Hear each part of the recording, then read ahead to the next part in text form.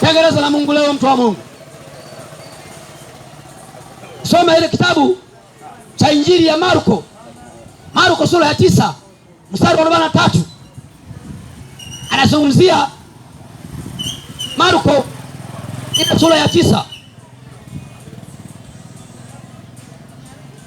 Marko 9:43.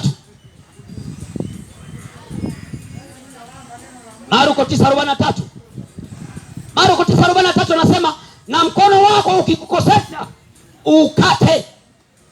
Na mkono wako ukikukosesha ukate. Hayo maneno nani aliyazungumza? Ni Yesu mwenyewe, kwamba mkono wako ukikukosesha ukate. Ni afadhali kuingia katika uzima huu kigutu kuliko kuwa na mikono miwili na kwenda zako jehanamu, kwenye moto usiozimika, ambamo humo funza wao hafi wala moto hauzimiki.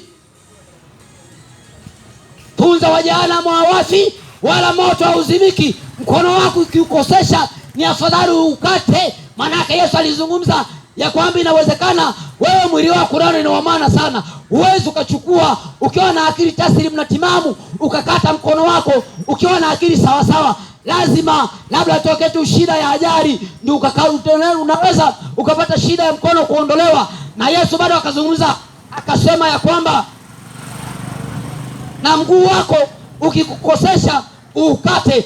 Ni afadhali kuingia katika uzima ukiwete kuliko kuwa na miguu miwili na kutupa katika jehanamu, ambamo humo funza wao hafi wala moto hauzimiki.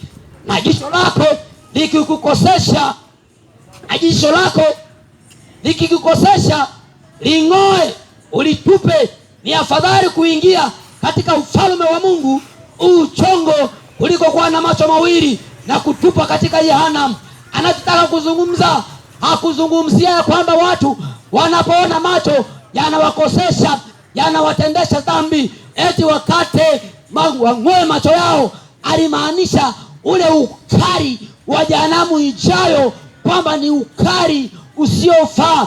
Anasema katika jehanamu kule kuna funza ambao hawafi wala moto hauzimiki. Ndugu zangu, kwenda mbinguni ama kwenda motoni hakuna burabura, hakuna kudanganyana. Maandiko yamenyosha ya kwamba kule, yani mwanadamu kama anaona mwili wake ni wa muhimu, ni afadhali akakosa macho yake kuliko kuwa na macho yakawa anaangalia, kila kiangalia yanamkosesha. Miguu yake kila kutembea inakimbilia maovu, macho yake kila kiangalia yanamtendesha dhambi. Akasema ni afadhali ukakosa macho kuliko ukawa na macho na hatimaye ukakosa ule ufalme wa Mungu. Kwa hiyo alizungumzia mkaso mkubwa ya kwamba kule kuna hatari zaidi ya hatari. Marafiki wa mwanadamu ambao hakuokoka, hakutengeneza na Mungu, watakuwa ni funza wa karibu, ni funza ambao hawafi. Maanake fedha yako hata kwa rafiki yako, maisha yako, ukahaba wako, dhambi zako, dini yako haitakusaidia.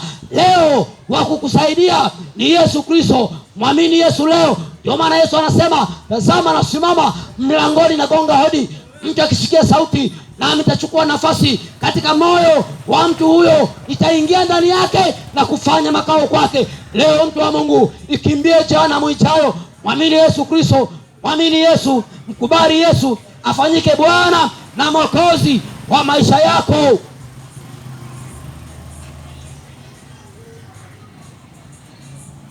Ili ukwepe jehanamu ya moto wa milele ambapo funza hawafi wala moto hauzimiki. Ondoa kila kitu kinachokutenganisha na Mungu. Ni kitu gani kimesimama mama na baba kinachokutenganisha na Mungu wewe? Ni dhambi gani inakukatalia usiokoke? Ni dhambi gani imesimama inakutenganisha na Mungu aliyekuumba? Ondoa hiyo dhambi mapema ukiwa ungalipo hai, maana ukifa hakuna kutengeneza na Mungu. Ushauri wa bure leo, tengeneza na Mungu kabla hujaondoka duniani.